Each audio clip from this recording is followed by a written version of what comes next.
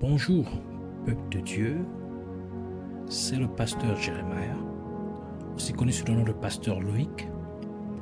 Nous voulons écouter la parole de Dieu pour cette année,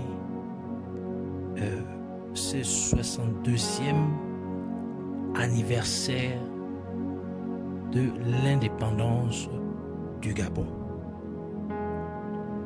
Mais avant que nous puissions commencer avec la parole, nous allons d'abord dire une parole de prière. Et en signe de révérence à notre Père Céleste, baissons donc nos têtes et prions ensemble. Père éternel, Dieu tout-puissant, Dieu de gloire, Dieu vivant, Saint des saints, Roi des rois. Merci encore de nous attirer, de nous avoir menés dans ta présence. Merci parce que tu veux nous parler, particulièrement à la nation gabonaise, à tous les Gabonais, que ce soit d'origine ou d'adoption, à tous les compatissants de la nation gabonaise.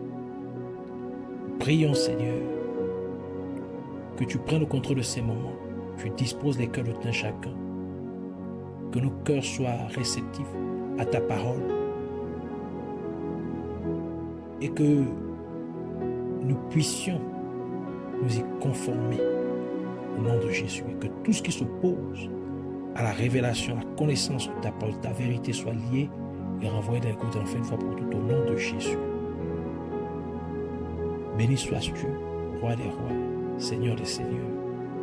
Au nom de Jésus, nous avons ainsi prié. Amen. Alors nous allons prendre notre passage principal des Saintes Écritures dans le livre de Matthieu chapitre 21 versets 18 à 20.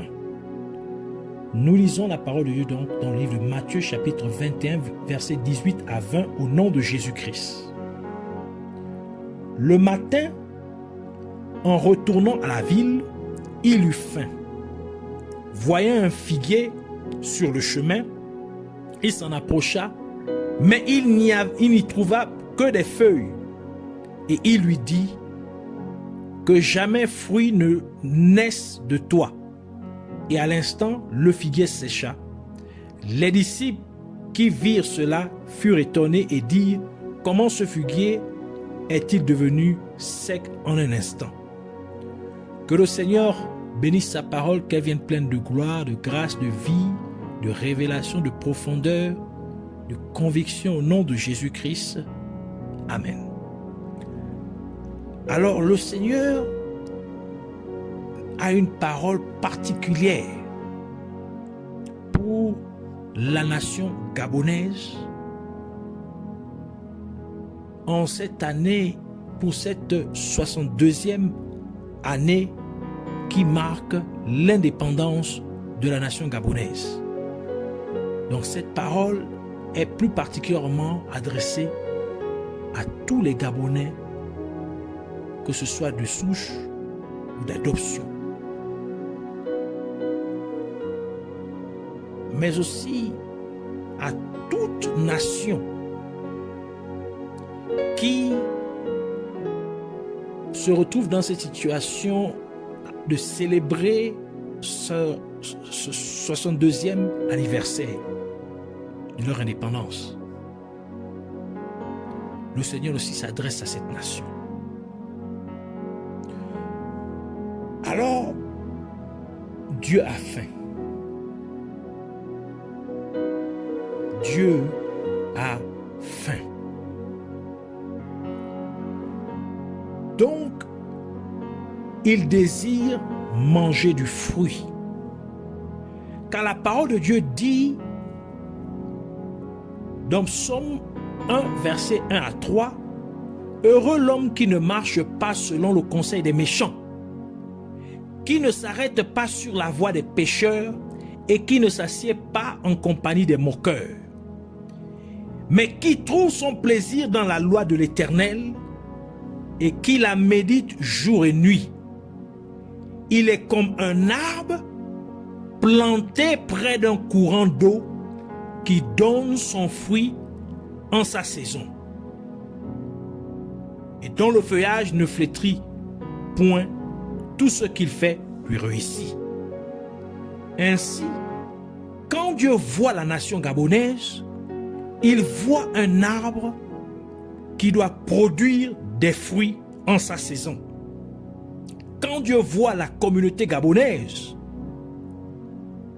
que ce soit en Afrique du Sud ou dans quelque autre pays hôte, il voit un arbre qui doit produire du fruit en sa saison. Quand Dieu vous voit en tant que famille, il voit un arbre qui doit produire des fruits en sa saison. Quand Dieu vous voit en tant qu'individu, il voit un arbre qui devrait porter des fruits en sa saison. Les pharisiens et les sadducéens vinrent auprès de Jean le Baptiste pour être baptisés. Mais celui-ci leur demanda de produire des fruits dignes de la repentance. Matthieu chapitre 3, versets 7 à 10. Mais voyons venir à son baptême beaucoup de pharisiens et de sadducéens. Il leur dit: race de vipères, qui vous a appris à fuir la colère à venir? Produisez donc du fruit digne de la repentance. Et ne prétendez pas dire en vous-même: nous avons Abraham pour père, car je vous déclare que de ces pierres Dieu peut susciter des enfants à Abraham. Déjà la cognée est mise à la racine des arbres. Tout arbre donc qui ne produit pas de bons fruits sera coupé et jeté au feu. Cela signifie que Dieu aimerait manger du fruit digne de la repentance.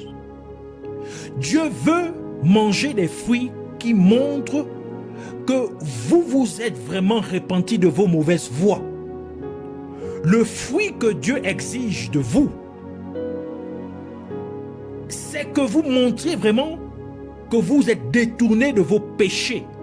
Car comme Jean le Baptiste l'a dit aux pharisiens et aux sadducéens, tout arbre qui ne produit pas de bons fruits aux yeux de Dieu serait coupé.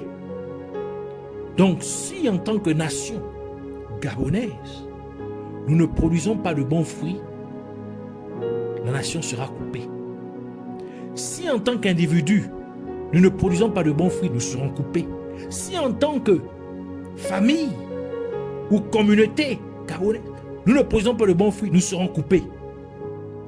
Par conséquent, Jésus vint auprès du figuier ayant faim, mais il ne trouve aucun fruit. Ainsi, il maudit le figuier. Et en conséquence, le figuier se dessécha immédiatement, à l'instant. Et Jésus-Christ a aussi maudit le figuier parce que celui-ci lui rappelait Adam et Ève. Car quand Dieu vint au jardin d'Éden, après qu'Adam et Ève eurent péché, Dieu trouva Adam et Ève avec des feuilles de figuier sur eux. Donc, un figuier, un autre figuier qui n'a pas de fruits. Et quand Dieu le demanda à Adam s'il avait mangé de l'arbre qu'il leur avait interdit de manger, Adam blâma Ève. Et Ève blâma le serpent. Ainsi, au lieu d'accepter chacun son tort et se repentir, ils ont chacun blâmé quelqu'un d'autre.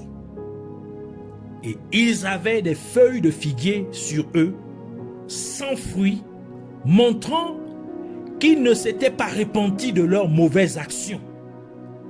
Car les feuilles de figuier coupées de leurs arbres respectifs représentent l'hypocrisie. Ils représentent des gens qui prétendent être bons ou saints aux yeux des hommes, mais ils mènent en fait un double style de vie, car ils cachent leur péché à certaines personnes, de même qu'Adam et Ève utilisaient les feuilles de figuier pour couvrir leurs péchés. C'est pourquoi Adam et Ève furent maudits en étant chassés du jardin d'Éden et ils finirent par mourir physiquement alors qu'ils étaient censés vivre éternellement.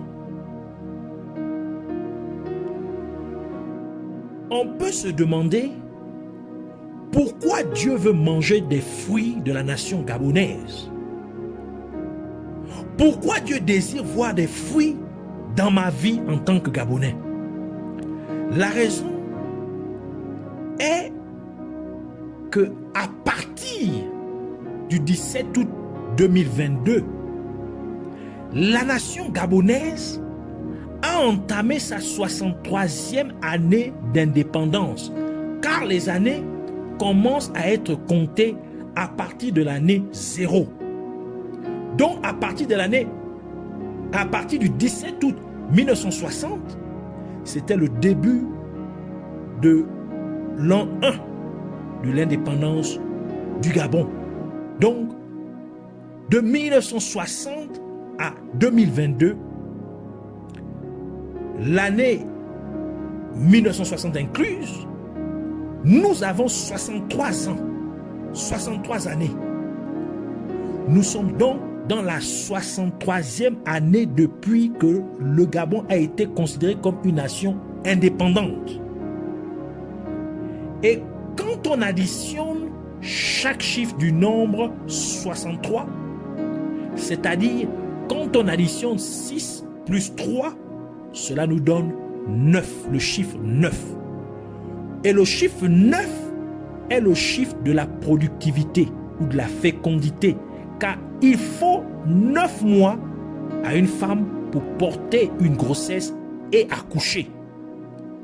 Et tous les 9 mois serait la saison pour un type particulier d'arbre de porter des fruits pendant une période de 3 mois. Ainsi, la 63e année de l'indépendance du Gabon est en réalité une année prophétique au cours de laquelle Dieu attend de la nation gabonaise qu'elle porte des fruits dignes de la repentance. Dieu veut voir qu'à tous les niveaux de la société gabonaise, dans tous les domaines de la vie, que les gens se soient détournés de leurs péchés, car si nous ne parvenons pas à montrer en tant que nation et en tant qu'individu, et en tant que communauté, que nous avons vraiment changé de nos voies pécheresses, l'année suivante, qui est la 64e année de l'indépendance du Gabon, donc en 2023, Dieu jugera chaque Gabonais, mais il jugera aussi toute la nation gabonaise entière. Car 64, c'est en fait 6 plus 4 qui donne 10. Et le nombre 10 est le nombre du jugement. Car Dieu donna 10 commandements à Moïse pour juger le peuple d'Israël. Et Dieu envoya 10 plaies contre les Égyptiens pour juger Pharaon et toute la nation d'Égypte au temps de Moïse. Et il y eut de grands cris de douleur parmi les Égyptiens. Ainsi, du 17 août 2022 au 16 août 2023, Dieu veut vraiment voir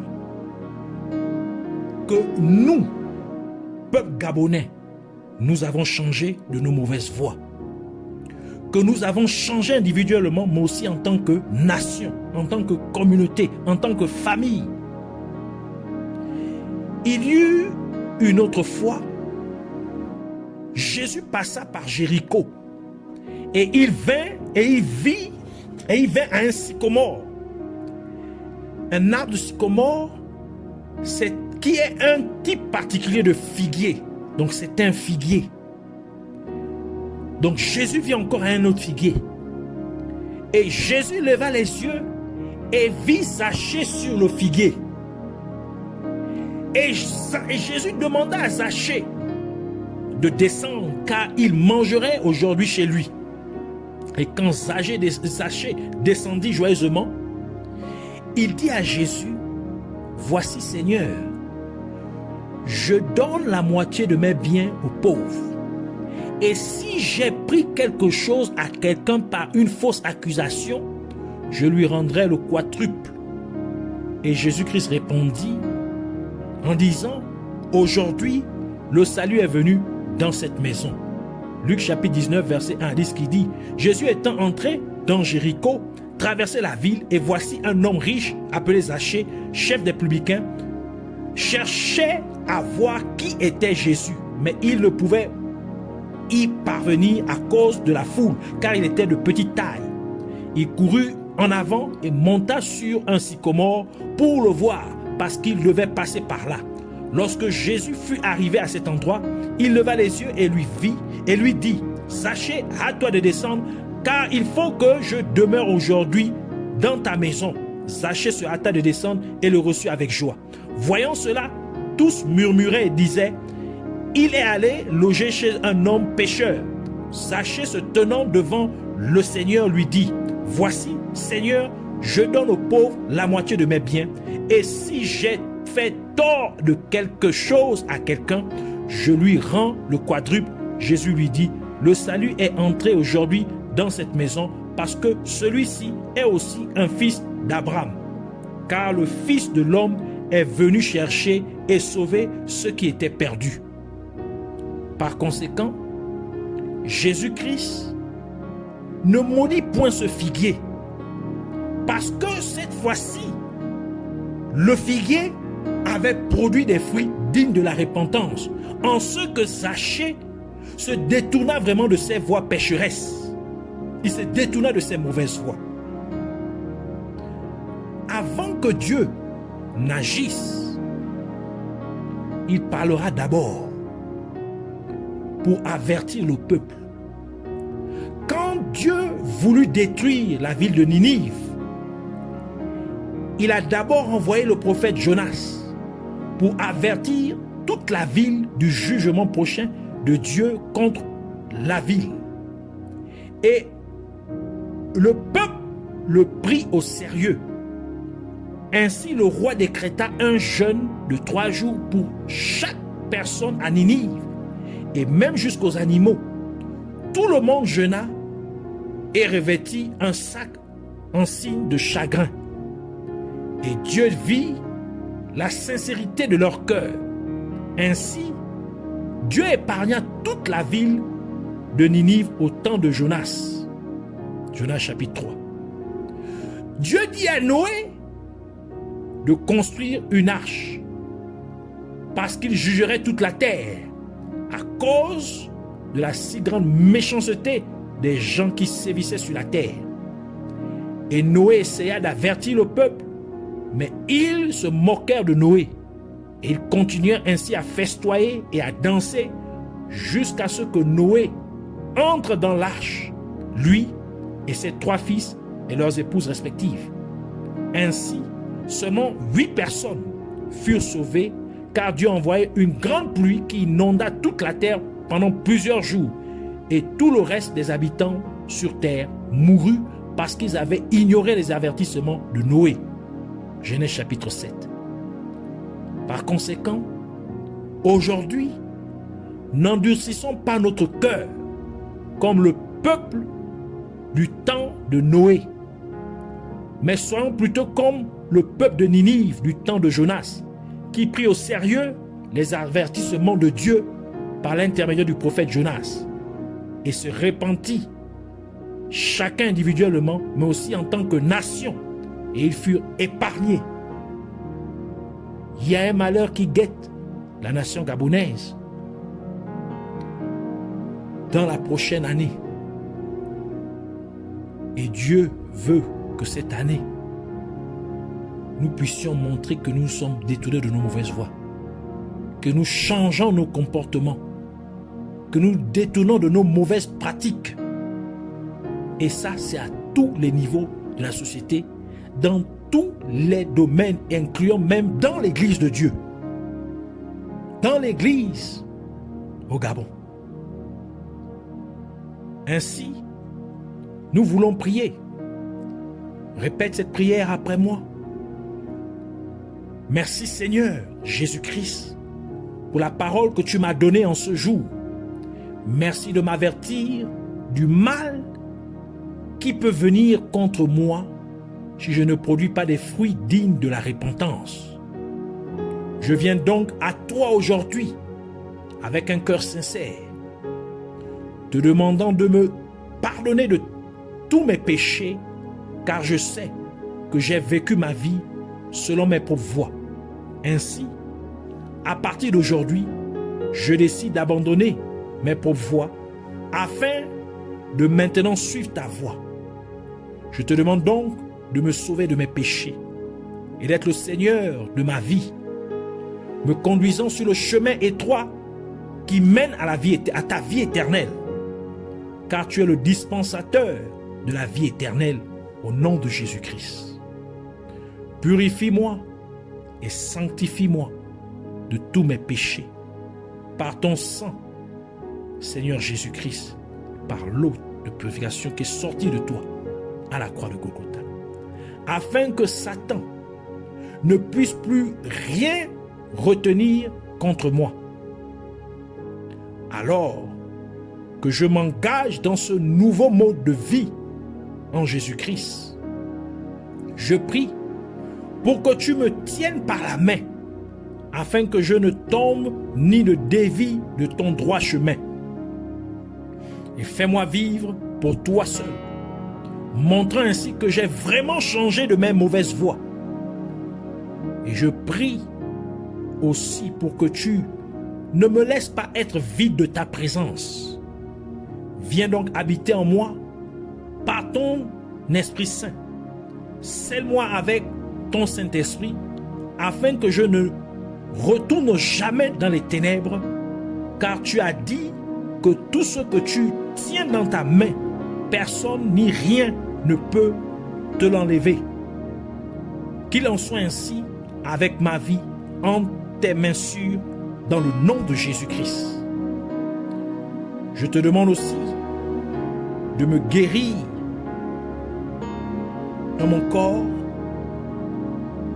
de guérir aussi mon corps, mon âme et mon esprit de toute maladie au nom de Jésus-Christ. Parce que tu as dit que par tes meurtrissures, Seigneur Jésus-Christ, nous sommes guéris. Je reçois donc ma guérison maintenant au nom de Jésus-Christ. Et tout ce que le royaume des ténèbres a volé dans ma vie, je te prie, Seigneur Jésus-Christ, de restaurer cela dans ma vie. Car tu as dit que le voleur ne vient que pour voler, tuer et détruire. Mais tu es venu pour que je puisse avoir la vie en abondance. Laisse-moi donc recevoir ta vie en abondance au nom de Jésus-Christ. Je te remercie parce que tu l'as fait. Seigneur Jésus-Christ, puisses-tu recevoir toute la gloire et l'honneur pour toujours et à jamais. Au nom de Jésus-Christ. Amen.